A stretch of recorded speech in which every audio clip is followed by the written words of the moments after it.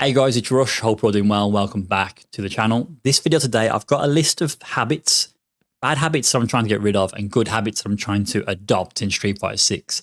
Now this list I will run through in this video and I'll break each topic down.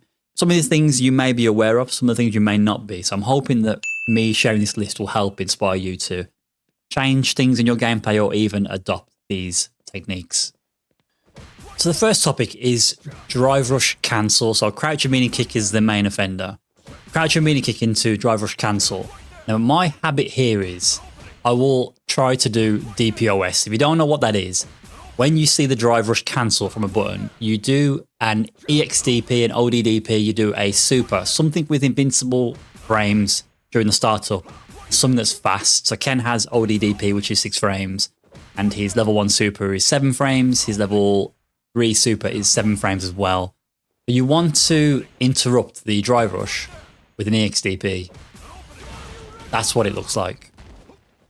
Now this first recording that I've got set is Ryu doing crouching medium kick, drive rush cancel, and holding down back.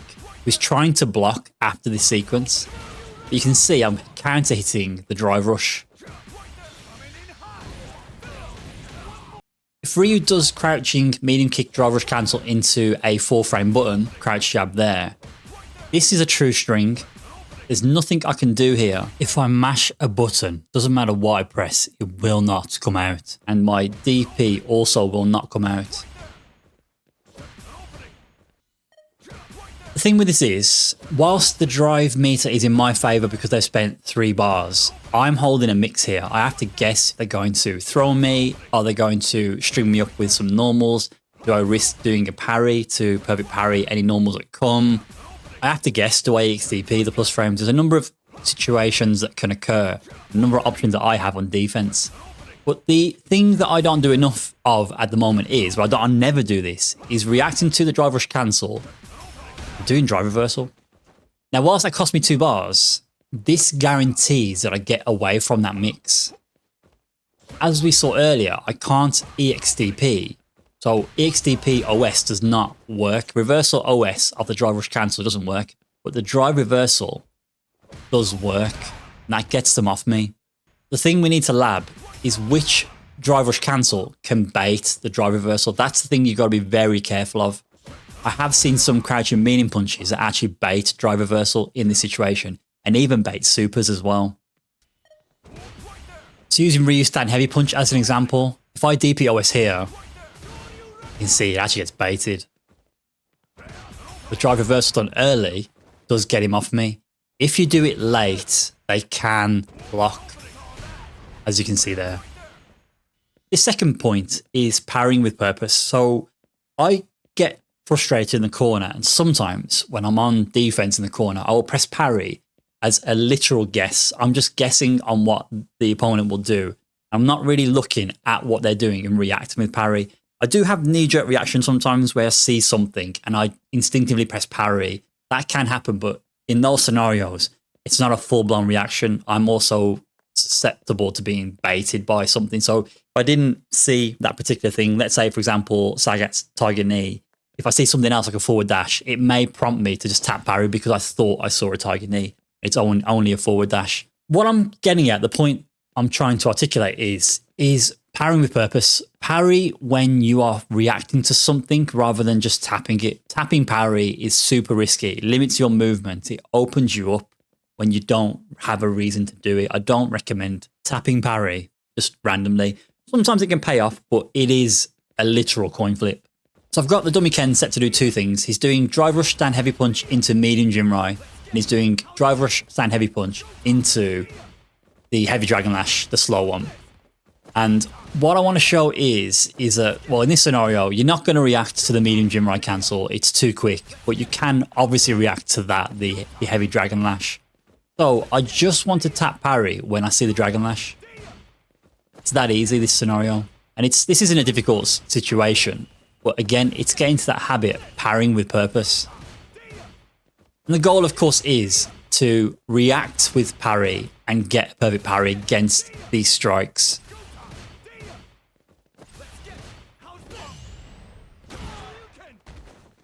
So point number 3 is can stand like kick and stand like kick buffers. This is a really, really good button because it has decent range. It's 5-frame startup, quite good range. It's very quick, and it can be used to whiff punish. And the thing that I think is not known or slept on with this move is that you can buffer specials very easily behind it. So I'm buffering medium Tatsu behind this, and you can see the medium Tatsu is not coming out.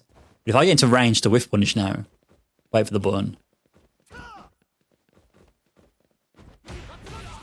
That's what happens when your buffer comes out. So whilst this doesn't net massive damage, the advantage of this is you're getting a knockdown meterless here, and it's not hard to do once your whiff punishment is at a certain level. Like it Tatsu is another good option. You can do stand like it, can like it Tatsu. It won't do mad damage again, but it is easy to buffer.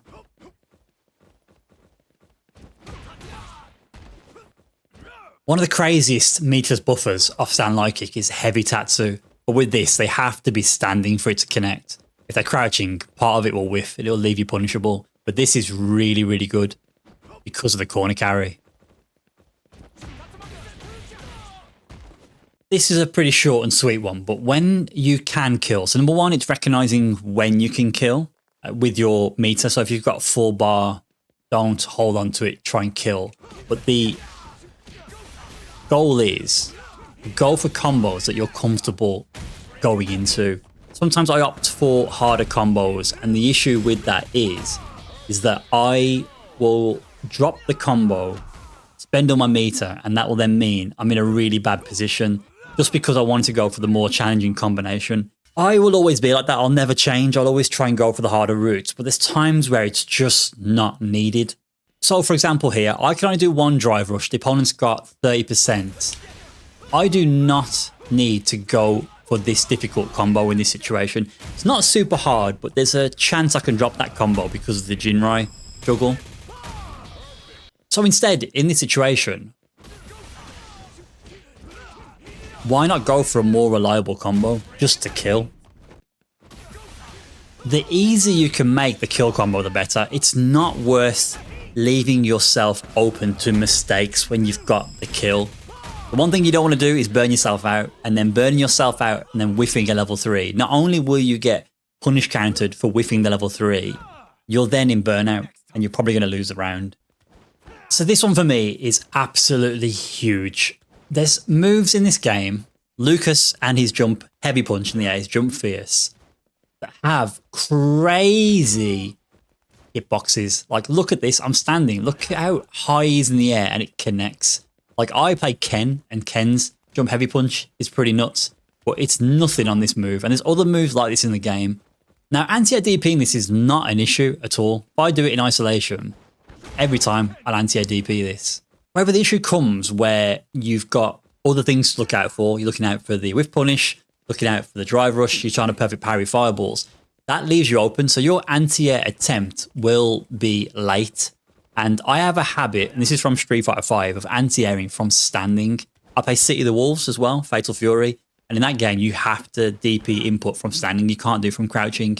In Street Fighter 6 it's different. You actually want to do DPs if you're very late on the DP input from crouching, because if I stand here now, watch where Luke hits me in his jump. Fist is very high in the air when his fist actually connects. If I crouch, I'll still get hit, or I should get hit. Might whiff. Okay, it whiffs. That's because he's doing it early. But the point is it reduces the size of my hurt box. And that means if you DP, you have more time. So I'm going to stand here. I'm going to do a late DP, heavy DP anti-air. That hits still. Trying to do a super late one. There we go. So that's what happens to me a lot of the times when my mental stack is just at maximum capacity. But to avoid that, it's discipline. Stop moving. Crouch. So I kind of stop moving there to DP anti-air. But if I'm moving around and they jump, that's what you want to do. To get it as late as possible, you want to crouch. And it is difficult for me. It's quite hard to go into crouch and then DP. But that's a much better way of dealing with these jump attacks that come down to hit you. There's a lot of moves in this game that are like that in the air. It makes jumping super strong. So crouch anti-air DP is the way to go.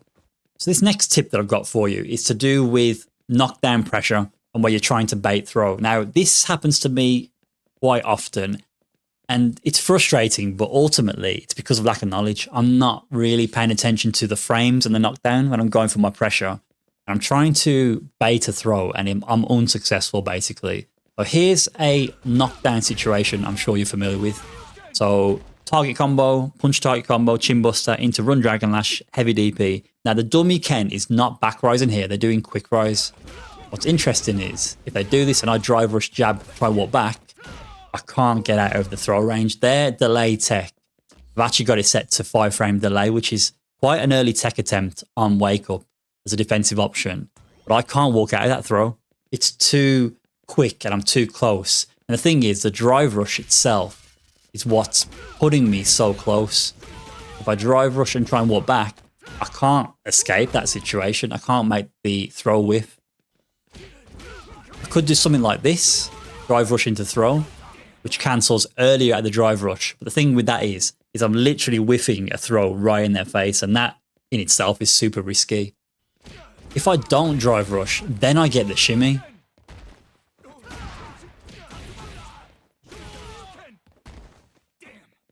But the reality is they will back rise these situations. If I walk forward and wait, I'm not in range to do anything there. So the solution to this is knowing where you can go for a shimmy bait from the knockdown. It is your Oki pressure understanding. Where can I shimmy if they quick rise, back rise? What's the scenario? And this will be a completely different video I'll be putting out soon where I go over Ken's knockdown pressure for all of his key knockdowns. It'll be a season 3 update video for when the patch comes out in March. But it's important to know where you can shimmy and how to shimmy. That's the other thing. So let's go back to that original example where the opponent rises on the spot, doesn't back rise, and does a delayed 5-frame throw. What I can do is with the drive rush, and this is more so with drive rush because drive rush rushes you at them, puts you right in their face. You need to know where you can drive rush, bait, and then backdash. Backdash will cause their throw to whiff because you can't throw somebody that's in backdash. They're invulnerable to throws, to grabs. But if you can backdash a situation, in that scenario, can you punish counter them for whiffing the throw with the backdash? You need to know, can I walk in and out to shimmy after the drive rush? Do I even need to drive rush? And if I am drive rushing, can I backdash to get that shimmy? That's what you kind of need to lab. Whoever character you play, whether it's Ken or somebody else, you need to understand what you can do with the knockdown situation in regards to quick rise and back rise. Some knockdowns you always want to back rise. Some knockdowns you may want to quick rise because maybe the pressure's fake if they drive rush and you want to check them for it. It all depends on how much advantage you have and the distance from the opponent. So let's test. If I backdash after the drive rush jab, can I shimmy? The answer is yes. If they back rise in this situation, what happens? Don't need to backdash because I've done a back rise. They're whiffing the throw and they're in punish counter state. They're whiffing right in front of me.